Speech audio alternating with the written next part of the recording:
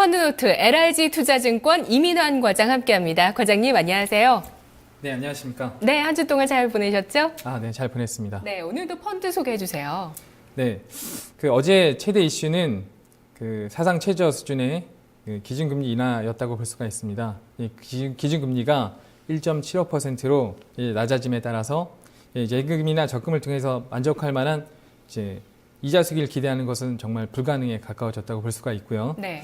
실제로 기준금리 여파가 1년 만기 정기 예금 금리를 약 1.4에서 1.7% 정도로 떨어뜨릴 것이라고 예상을 하고 있는 저희 증권가에서는 예상을 하고 있는 상황이고요.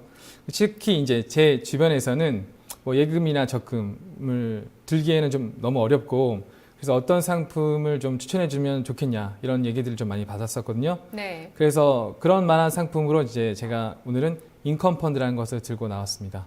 네. 정말 예금, 적금이 아주 기본적인 재테크의 방법인데요. 그건 너무 수익률이 낮으니까 그것 말고 다른 거를 좀 찾고 싶다 하시는 분들께 인컴 펀드라는 것을 소개해 주신다고 오늘 또 가지고 와주셨어요. 인컴 펀드. 이름은 좀 들어본 것 같은데 어떤 펀드인지 좀 자세한 소개 필요할 것 같아요.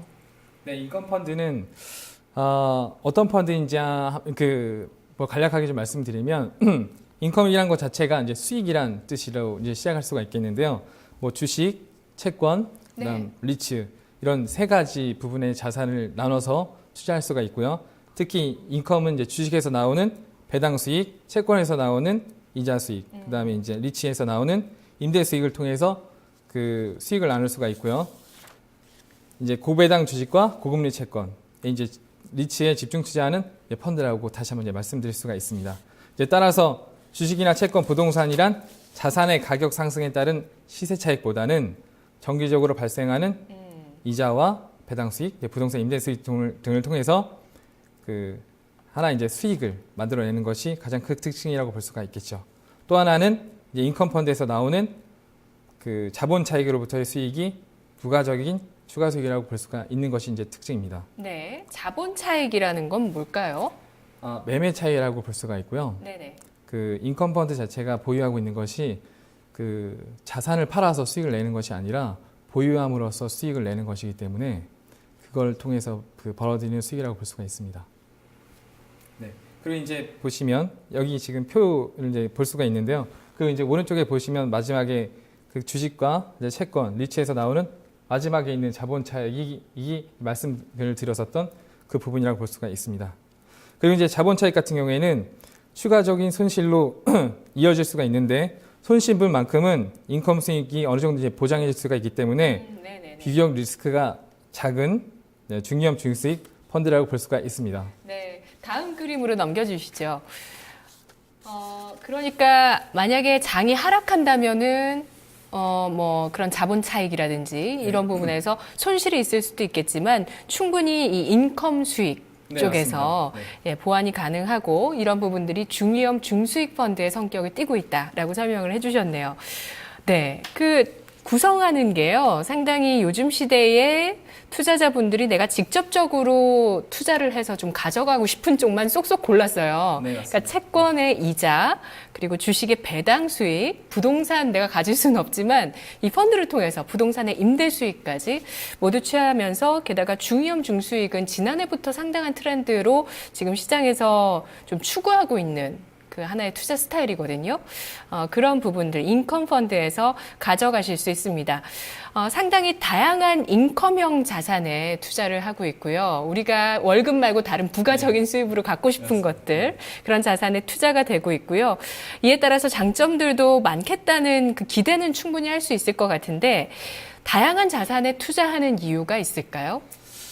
아무래도 꾸준한 인컴, 수익이 발생되는 것이 대부분의 자산이 아무래도 방금 말씀하셨던 것처럼 부동산, 주식, 채권이라는 이 세 가지에 분류돼서 수익이 나는 것처럼 이런 장점들이 아무래도 유연하게 대처할 수 있다는 것이 특징이라고 말씀드릴 수가 있고요. 주요 자산의 연도별 수익률을 좀 더 표로 보여드리면서 말씀드리면 좀 더 쉽게 설명을 드릴 수가 있겠습니다. 제가 가져온 표를 보고 말씀드리면 주요 자산의 네네. 연도별 수익이라고요? 이건 참 찾기 힘든 표일 것 같은데 네, 맞습니다. 2005년부터 나와 있고요, 자료가. 아, 네. 네, 많은 분들 보시면 참고되실 것 같아요. 네, 맞습니다. 네. 그러니까 이 표는 어떻게 보면 그 지금까지의 그 인컴 펀드의 전체 수익률이라기보다는 네. 그러니까 미래에셋 자산운용의 글로벌 인컴 펀드의 연도별 주요 자산의 수익이라고 좀 보시면 되고요. 2005년도부터 2014년도까지 인컴 펀드가 어떻게 해서 지금 수익을 냈는지를 좀 보여주는 인컴 표라고 할 수 펀드 있습니다. 내의 자산, 네, 맞습니다. 내 수익률이군요. 네. 그런데 지금 이렇게 표를 보시면 표가 좀 어려워 보일 수가 있는데 지금 주황색으로 보이시는 게 리치에 대한 표, 부동산이죠. 네네, 맞습니다. 네. 그 투자 비율이고요. 2014년에 18.38%를 보이는 걸 보면 지금 주황색이 계속 그 10년도, 11년도, 12년도에 주황색이 1위를 하고 있다가 13년에는 2위, 다시 14년 1위를 한 걸로 볼 수가 있습니다. 그래서 이 표를 보면 그 인컴 펀드 자체가 계속 리치의 부동산에만 투자하는 게 아니라 그 부동산에만 1위를 그 집중적으로 하는 게 아니라 유연하게 그 투자하고 있다는 것을 좀 보여줄 수가 있고요. 그리고 수익률, 그러니까 한마디로 이제 수익률 관리를 위해서 다양하게 뭐 국채나 주식, 뭐 한마디로 말씀드리면 여러 가지로 이렇게 나눠서 이렇게 투자하고 있다는 것도 보여주는 것, 그 하나의 표일 수 있습니다. 네. 그러니까 다양하게 분산 투자를 하면서 어떤 리스크를 방어하고 수익률을 제고할 수 있는 차원들, 그리고 비중을 또 효율적으로 리밸런싱하는 효과들을 볼 수 있는 그런 펀드다라는 말씀이신 네, 거죠? 맞습니다. 네. 예. 부동산 임대 수익이 또 그동안 참 그 수익률이 네. 예, 상위권에 있다는 점 특징적인 것 같은데, 또 이런 운용적인 특징 외에도 다른 특징이 바로 월지급식 형태로 나오는 경우가 많다고 하더라고요. 월지급식으로 나온다는 건 어떤 건가요? 이제 국내에서의 대부분의 인컴 펀드는 네. 매월 일정 금액을 돌려받는 월 지급 방식과 이제 발생한 수익을 다시 투자하는 재투자 방식으로 두 개 나뉠 수가 있고요. 수익 난 걸 매월 준다고요? 네, 맞습니다. 이거 진짜 선호하실 수 있겠는데요? 그렇습니까? 네. 그래서 이제 선진국에서는 예. 이게 매달 돈이 나온다는 특징 때문에 뭐 효도 선물이나 은퇴자들에게 크게 각광을 받고 있었고요. 선물용으로도. 네, 맞습니다. 네. 네. 실질적으로 그 1, 2년 전만 해도 이 월 지급식 펀드가 선풍적으로 좀 한때 이 유행을 끌기도 했었습니다. 그리고 이제 월 지급 방식을 말씀하셨는데 이제 월 지급 방식 중에서도 그 일정 비율을 돌려받는 방식이 있고 다시 매월 일정 금액을 받는 방식이 있습니다. 그러니까 수익이 네. 난 방식을 받는 방법이 있고요. 네네. 다시 원금에서 어느 정도 비율만큼 받는 방식 두 가지 방식으로 나뉠 수가 있습니다. 네. 아니면은 그냥 그대로 계속 가져가면서 재투자. 네, 맞습니다. 예, 하면서 복리 효과를 누릴 수도 있고요. 만약에 손실 나면 그 달의 수익률이 손실 나면 나올 수 있나요? 손실이 나도 네. 이 월 그 지급식 그 인컴 이 월 지급식 펀드의 단점이 그 점인데요. 그러니까 손실이 날 경우에 원금 분에서 그 비율만큼 지급해 줘야 되기 때문에 원금이 깎이는, 그러니까 손실이 나는 부분이 있습니다.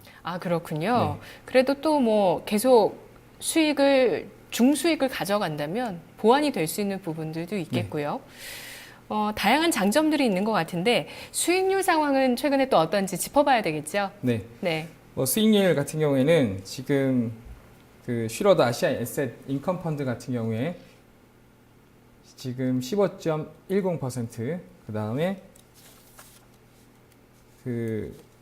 뒤이어서 네. 네. 제일 높은 건 피델리티 글로벌 배당 인컴 네, 맞습니다. 펀드인 것 같은데요. 예, 그게 15.44% 정도고요. 그 뒤에서 슈로드 아시아 에셋 인컴이 15.10, JP 모건이 아시아 퍼시픽 인컴이 12.86%의 우수한 성과를 보이고 있고요. 이제 대부분이 해외 글로벌 펀드라는 것이 이제 좀 특징적인 것이라고 볼 수가 있습니다. 아무래도 이제 선진국 주식이 많이 올랐다는 것이 네. 이 우수한 성과를 보였다는 것을 뒷받침하는 걸로 볼 수가 있습니다. 1년 평균 수익률은 얼마인가요?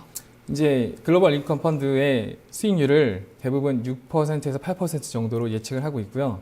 뭐 최근 1년간 인컴 펀드의 평균 수익률은 6.37% 정도로 보고 있는데 이게 기록을 하고 있고요.